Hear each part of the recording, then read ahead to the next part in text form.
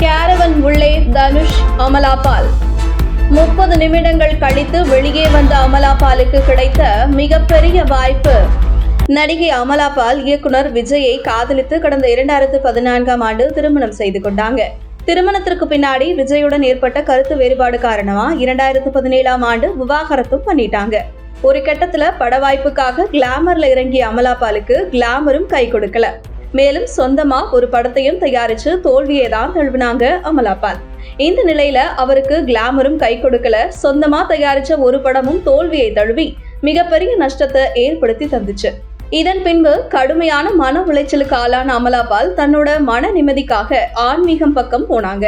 யோகா, ஆன்மீகம் அப்படின்னு தன்னை முழுமையா ஆன்மீகம் பக்கம் அர்ப்பணித்து கொண்ட அமலா பால் கடந்த ஆண்டு நவம்பர் மாதம் கொச்சியில உள்ள நட்சத்திர ஹோட்டல்ல காதலன் ஜெகத் தேசாய 2வதா திருமணம் செஞ்சுக்கிட்டாங்க.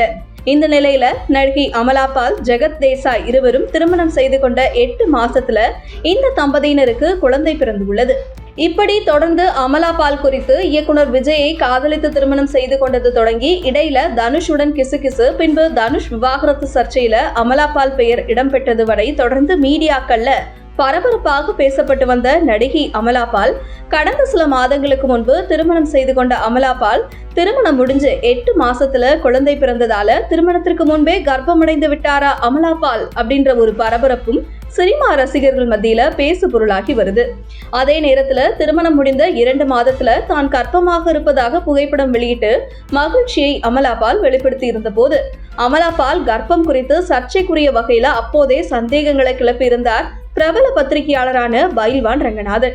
திருமணத்திற்கு முன்னர் ஜெகத் தேசாயுடன் லிவிங் டுகெதராக வாழ்ந்து வந்த அமலா பால் ஒருவேளை கல்யாணத்துக்கு முன்னாடியே அது நடந்து கர்ப்பமாகி இருப்பாரோ என சந்தேகம் வருவதாக பைல்வான் ரங்கநாதன் ஏற்கனவே தெரிவிச்சிருந்த நிலையில தற்பொழுது அமலா பாலுக்கு திருமணம் முடிந்து 8 மாசத்துல குழந்தை பிறந்திருக்கு.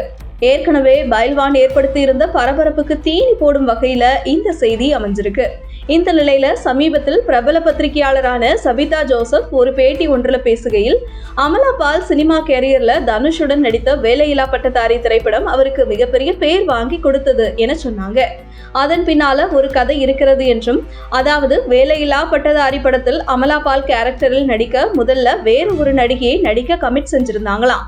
இந்த நிலையில படப்பிடிப்பில் இருந்த தனுஷை சந்திக்க வந்த நடிகை அமலா பால், நடிகர் தனுஷ் மற்றும் அமலா பால் இருவரும் படப்பிடிப்பில் இருந்த கேரவனில் சுமார் 30 நிமிடங்கள் வரை பேசியவர். அதன் பின்பு கேரவனை விட்டு வெளியே வந்தபோது வேலையில்லா பட்டதாரி படத்தின் நாயகி அமலா பால் தான் என உறுதி செய்யப்பட்டு அந்த படத்தின் அமலா பால் கமிட் ஆனதாக தெரிவித்த சபிதா ஜோசப், அந்த படத்தில் தனுஷுடன் அமலா பால் நெருக்கமாக நடித்ததும் பேசு பொருளாக மாறியது அப்படின்னு தெரிவிச்சிருக்காங்க. உங்கள் தின சேவல்.